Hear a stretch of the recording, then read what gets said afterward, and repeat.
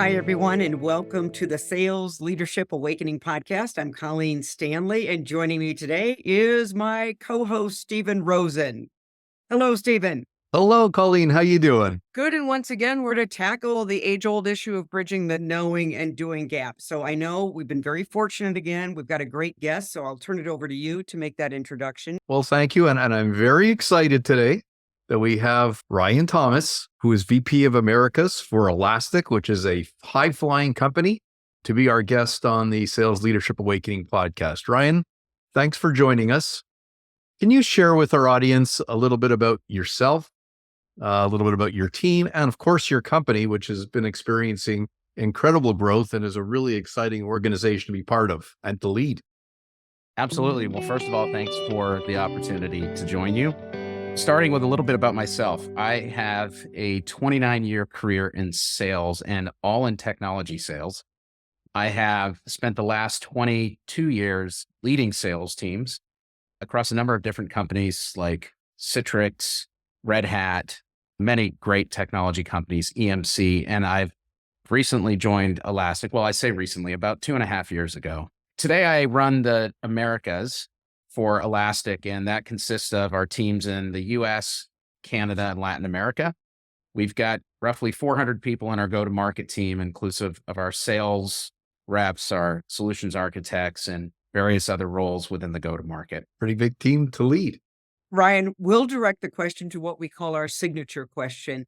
What was your awakening moment? Because you've been in leadership for a long time that really made you a more effective leader. And I know when we met prior to this, you had really emphasized the fact that the awakening moment was really how do you inspire a team? So part of our goal here is to always share the wisdom that we have from our guests. So can you tell us more about that? Sure.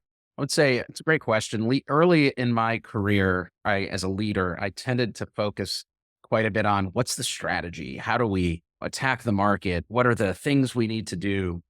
I realized very quickly, even the best laid strategy won't succeed if you don't have a team of motivated people who have clarity around what the vision is. More importantly, at the individual level, they understand what success looks like. And I think ultimately they're excited about where you're going. I learned that through a lot of trial and error, right? You can create these great strategies and sit back and say, why are we not executing? And it really does boil down to people. Ryan, it's interesting because there's a couple things you mentioned here. I always want to do the yawn thing, and I think you're a little bit the same way. We all know we're supposed to be doing vision and strategy, but I think the important thing that you've accomplished is you were able to somehow have your people link their actions, their outcomes with the vision. Is there something you do specifically there, or is it just teaching and preaching it? Well, I wish I could say we were already there, but I think we're making a lot of progress. To me, I'll step back a second and just say, I think we use the term accountability in very broad usage across business. I think really understanding what that means for your team. Number one, that they're clear about what they're accountable to. And number two, are they excited about that? Is that something that really keeps them in the game? And is there a why within that for each of your employees? So I think it's important to find the why, get people rallied around the why. And then the other side of that coin is making sure they're clear on what success looks like. I think that has to be something that's clear from the top to the bottom of the organization. Your leaders need to understand what success looks like, and that needs to be tied very closely with the key priorities of the company. We need to make sure those priorities are carried down in a way that every employee in the business can connect with them. Whatever their job is, how that job and that role connects with the outcomes that we're trying to drive is very important. The more work you do to just drive that clarity down to every single employee in the organization, the faster you accelerate growth and the fewer surprises you have along the way. I think that's something we're working on. I wouldn't say we're there, but I think we've spent a lot of time over the last 9 months really making sure people understand where we're going. We've really focused on why it's important to them. Going in front of a team and saying, well, we need to go to $1 billion. It's just being clear on how you crystallize that message for each role. With my direct reports, that comes across as a mission to create shareholder value. We're a publicly traded company, and we've got to focus on driving a business that creates shareholder value. When you talk about that with your account executives, for example, it's not about, well, we need you to do this because it creates shareholder value. We want this for you because it creates generational wealth, creates career opportunities for you, and it makes the environment more fun. When we're succeeding, everybody has more fun, right? So I think it's just being very clear about who you're communicating to and what's going to motivate that specific group of employees is really important. I had a coach when I first started as a sales manager, and she'd always talk about the whiffums. What's in it for me or what's in it for them? And she drilled that into my head all the time. What's the whiffum here? So that's precisely what you're talking about. I did a little research on Elastic, which I've been aware of for the last couple of years. You've had in 2022, like over 24% growth, 18% growth the last year. But it's challenging in your role because you don't directly lead the sales team. You have first and second line managers reporting into you.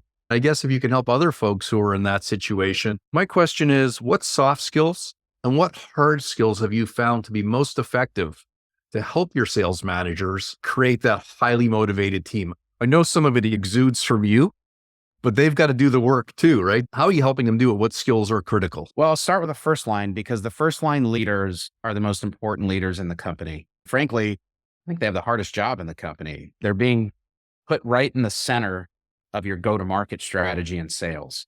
And they have a lot of pressure coming at them from leadership, hitting numbers, and they have pressure to make sure they've got a team that's motivated and connected and is on board with driving the business. It is a challenging role. What I look for in terms of soft skills with our first line leaders is some basic things. Do they exhibit empathy, right? Do they understand that sales is tough? There's a lot of rejection. There's a lot of challenges that you have to overcome, and it takes a toll on a human. So having the right degree of empathy with your team. The other side of that coin is knowing when you start to care about an employee's success more than they care about their success, knowing that it's time to move on and allow that employee to go flourish somewhere else and making the hard decision. What I find to be the hardest thing with the first line leaders is really helping them understand that the decisions they're making on a day-to-day basis with their team and the coaching that they give their team around where they're spending time, what activities they are burning their calories on are going to have an incredibly high impact on how well we either achieve or exceed our target. It's tough to find RVPs, which is our first line, that have that business acumen that they can say, I'm spending dollars on this role, but I'm not really getting the return that I want for that expense. Maybe if I move that here, I'm going to get a better expense. I'm covering these accounts. Maybe I'm not getting the return from those accounts. So maybe I should move that coverage or that expense to coverage on accounts that are going to have a higher yield in our business. It's really hard to teach that at the RVP level. I always think about it as RVPs really have to keep the plane in flight while they're changing the engine sometimes. And those two things can be really challenging. The second line, and I will say at Elastic, we're going through a pretty big transformation. We're growing at such a fast rate. If you think about the RVP role 5 years ago at Elastic, they were running much smaller businesses. Those decisions weren't necessarily as important because you could get by, right? We're required to continue to grow at a certain rate and continue to drive profitability. Now there's a different lens on how you run your business because now those decisions become really important. And at the AVP level, which is our second line, the role is really transforming from just running sales teams to running a franchise. It's being mindful of you have a cost envelope of XYZ. You've got to make the best use of that cost envelope to go drive the outcome that the company needs. There's a lot of shifting right now going on in terms of our requirements of the leadership team. We're recognizing that, and there's some training, and there's a lot of, to your point, Steven, a lot of soft skills development that we need to make sure we give the team. That's what we're seeing here and what I've experienced in some of the other enterprise grade software companies that I've worked at. Those have been the things that you really need to see happening in your second and first line. We're seeing the soft skill, and that's really buried in there is what we're seeing is if you don't make those good decisions, if you aren't investing to drive the right outcome, it catches you. you don't have the pipeline that you need to drive your business. You can't get to the number because the way you're invested and you've deployed that expense in your business isn't driving the kind of result that you need. I always think about that the leading indicator is where are you deploying investment? What is the return you're getting? The lagging indicator is whether or not you have enough pipeline and can hit your number. It is fascinating because as you formalize and move from an entrepreneurial organization, just the side question here is, how do you measure the return on time? I speak to that quite a bit with companies I work with, and we call RGAs, results generating activities, but they're hard to measure. I think we're looking at it in a few different ways. The first is we look at our conversion rate of pipeline to close very closely across a number of different metrics. We're also looking at rep productivity. Is our rep productivity improving? Is it declining on a quarter to quarter, year to year basis? Basic things like that give us an indication of, are we burning our calories across the organization on the right set of activities to drive the outcome we need? Digging a little deeper, it's really looking at, are we covering the right accounts with the right go-to-market strategy and the right cost structure? What I've learned in my career is sometimes where you invest money and you think you're going to get a faster return or you can accelerate growth, you end up covering or over covering accounts where the probability of that account growing at a rate that actually makes sense for the investment is very low. It's fail fast, right? Get out of that model, move your expense and your investment to a part of the market where you're going to see the addressable spend at a much higher level and be able to attack that and go convert it to business. That's one of the things we're really looking at right now. What is the growth rate at an account level? And is that growth rate decelerating or accelerating? If it's decelerating, we're starting to ask ourselves, should we really continue to cover that in the same way? Great answer. Thank you. It is. And Stephen, I bet this is rolling through your head. It strikes me like what I'm hearing a lot is critical thinking skills. But the other one from a soft skills, and Ryan, not to put words in your mouth, but in the EQ world, we call it reality testing. And it's the ability to see things as they are versus how you want them to be. If you don't have that reality testing, you actually go into denial. I love the burning calories. That just really struck me, the critical thinking skills, but then the soft skill with it. One of the things when we met before that both Stephen and I grabbed was that leadership is not transactional. And yet I have to tell you what I'm observing in a very busy world, and it keeps getting busier and busier. People are transactional, and then they're not getting to the point where I've heard you say in this interview a couple times, they're not inspiring and they're not motivating. I know one of the things you do well is your Thursday morning meetings, and I'd love for you to share maybe how they came about and what you do in those Thursday morning meetings to support the team, both from hard skills and soft skills. Yeah, so we do several things, not just Thursdays. We have several meetings with the team. One thing that I implemented is a call that we hold with all leaders in the business every 2 weeks. And we don't always hit hard topics in those things. What are the things that we can do as a leadership team to go drive the business forward? Sometimes we take a topic that might be top of mind for the business, right? We've got a market opportunity. We hit it on that call, but we talk about the why. We really try to always boil it down to why this matters. Generally speaking, on Thursday, those conversations are about how do we more effectively lead our team through what I think is a transformation that we're going through as a company and a transformation that we're going through as a geography within the company. The big thing we're focused on right now is not losing alone.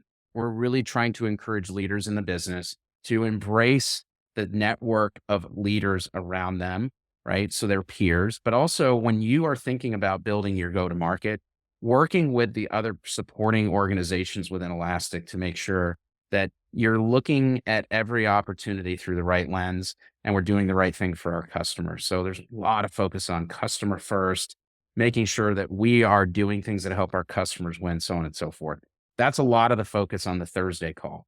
Repeat that again. You're not alone. We don't want you to lose alone, right? We want you to embrace the power of the team. Our technology and our go-to-market is complex, right? We're a cloud solution and we're working with customers to build and create incredibly valuable solutions that help them drive their business forward through our platform. We compete in 3 different areas. In search, we're the preeminent provider of search In observability, we're focused on helping our customers with logging, with metrics, with APM, and in security. We are out there right now driving a ton of new SIM security solutions with our customers. What's happening through that is the teams realizing that all of these sales pursuits are becoming more complex. Customers have much bigger demands, and you can't solve that with just an AE, right? There's a team of people you got to bring to the customer. And it's not about just selling them technology, it's about selling them a solution that they know they're going to be able to acquire tech, get it implemented, and drive change in their business quickly. They want to make sure they have a partner, not a vendor. They want a partner there to help them.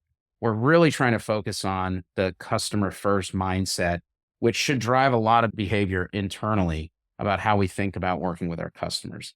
That's a lot of the leadership calls around these things. It's how do we transform ourselves as leaders, not think about getting a deal done, right? Think about running a healthy business. Ryan, it's interesting because when you say it's getting more complex, and those are the salespeople that are going to remain employed. We all know this. If you're in a transactional that can actually go online, your job will be gone. With that said, do you ever have any challenges with people calling on the resources, even after you've told them, kind of that knowing and doing gap? And if so, what have you guys done to bridge that? Because again, people know they're supposed to be calling on the resources, and yet I've talked to enough sales leaders where they're not playing well together as a team or using the resources. We're seeing that in a few parts of our business, right? We now know that with that complexity comes a responsibility to ensure you're selling the right services in a transaction to enable the customer success. Selling services in a deal, it reduces the amount of time it takes a customer to get active in our solution. And the way that customer deploys our technology is going to be much more efficient for the customer. It's making sure AEs are engaging with that services team early enough in the deal cycle that it becomes part of the selling motion with the customer. That's one example. Another example is when you show up now to a customer and you're talking about elastic solutions, customers don't want to just know that you got great technology. They want to know that there's going to be a partner there to help them through the process of either migrating their existing technology to Elastic or implementing Elastic or that solution for the first time in their business. It's making sure your customer success team is at the table with you as you start to wind down the sales cycle. You want to make sure they have this comfort that we're going to be there to help them through that next phase. It's teaching people that having these other parts of our business involved in the sales cycle is incredibly important. The other thing they're learning on the flip side of that, getting deals done in a tech company takes a lot of work. There's legal, there's revenue implications that you have to talk through. There's a lot of things that have to happen on the back end of the deal while we're working through all of these other things. It's making sure that our sales team understands that process, because what a lot of our sales reps end up learning the hard way is you can't circumvent any of those steps. We have teams of people, like our deal desk team is there to help orchestrate deals and build orders and make sure all of that stuff gets done according to our revenue requirements. There's a lot of teamwork that has to happen, and where you see the AEs that really embrace that and they understand it and they know the process well, they do incredibly well.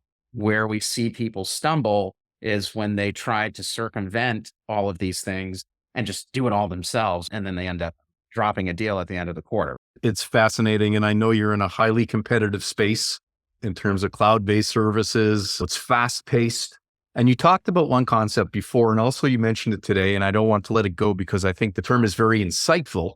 And you talked about failing fast, because sometimes we always perpetuate bad decisions over and over again. Can you share with other sales leaders what you mean by failing fast? Yes, I think I would classify that as just leadership maturity, right? You make decisions. We make a lot of decisions. Think about how many decisions we all make in a day. We are going to fail. We're going to take all the data we have and we're going to make the best possible decision with that data. And sometimes we're going to get that wrong.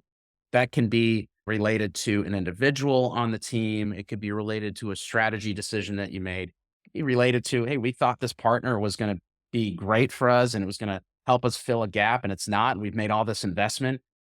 You've got to just decide that it's not working and move on. Let's be honest about the things that aren't working, because it's okay. I try to make sure that my leaders know making mistakes is part of our job, and living in that uncomfortable space is where we grow. When we're just comfortable all the time, we're not really growing. It might feel good, but when you make a mistake, you learn it and you grow. And together as a leadership team, we have to realize it's okay. Even though we made the decision and we felt good about it when we made it. Look, markets change, customers' needs change, all kinds of things are changing and they're changing like really fast. If we made a wrong turn, let's just admit it. Let's turn around, go another direction. And having that mentality, I think, is what is driving our ability to grow as fast as we are because no one's afraid to come to the table.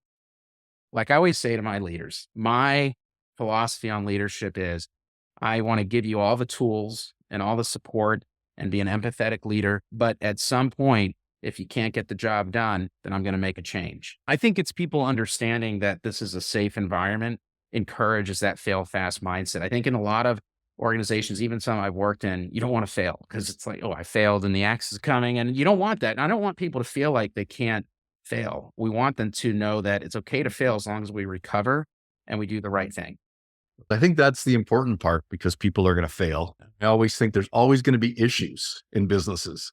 It's how we respond to them. And I think the final component that puts that okay is it's not that you failed, it's that you didn't do anything after you failed to right the ship or to go in a different direction. I have to say, I think I could go another 20 to 50 minutes just asking questions here because I'm learning a lot. So I hope our audience is learning as much or more than I am. Colleen, in terms of takeaways, what are your big takeaways that you want to share from Ryan that are off the charts? I wrote down, I hope I've got it right. You don't have to lose alone. I have to tell you, I think that is so important because, like it or not, sometimes when you get into the sales profession, you could have lone rangers. And it's one of the reasons they do well, right? They're self motivated, self directed, and then it becomes their Achilles heel, especially in this growing, complex sales environment. I really like that. The second one, leadership maturity. And boy, is that a big one.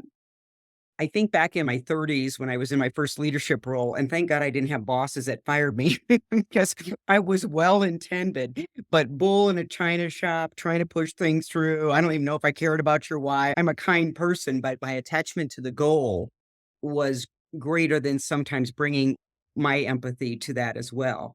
I'm going to stop there because then I'm going to take all of yours, Steve. So those were two that I wrote down. For me, what's near and dear to my heart that Ryan shared, which is something I try to help sales leaders do because coaching on time, not on time, but on the time factors where you spend your time, because that's your one asset that is finite. You can always hire more reps. You can always hire more managers, but where we spend our time, because we all have the same amount of time, is critical of success and really coaching people on understanding that it's not chasing every deal. It's not continuing to beat your head against the wall and something that's not moving, but spending your time where you're going to get the biggest ROI. And I think that's a wonderful lesson to teach managers in terms of where they spend their time and also to teach our salespeople. And everybody can benefit from focusing on what's going to drive results, what's going to impact the customer, as opposed to all the things that we do that add little value to the business. That's my takeaway. That's something I'm very passionate about. Ryan, thank you for sharing your insights. I know you're in a complex business and there's no shortage of challenges, but it sounds like you've got most of them under wraps. So kudos to you. Well, thanks for having me. It was a lot of fun. Absolutely. And we're so fortunate because we just get very smart guests here. But what's always nice for us, somehow, Stephen, we're attracting smart and humble people. I appreciate you sharing that you're on a journey, you're not quite there. For anyone listening today, if you do like what you're hearing, please subscribe to our podcast. It really is our goal to help sales leaders where sometimes it can be a little lonely at the top. We're bringing in guests that are in those same positions. They're either coaching a team or, in your case, like Ryan, you're coaching sales leaders. Thanks again for your time, especially after the busy weeks of travel you've had with your QBRs. You've got another quarter to go and you can focus on the business again, but always insightful. Ryan, again, on behalf of Colleen and myself, thank you for sharing. This is one of our great podcasts. So it's great having you and wishing you continued success. And to you as well. Thank you very much.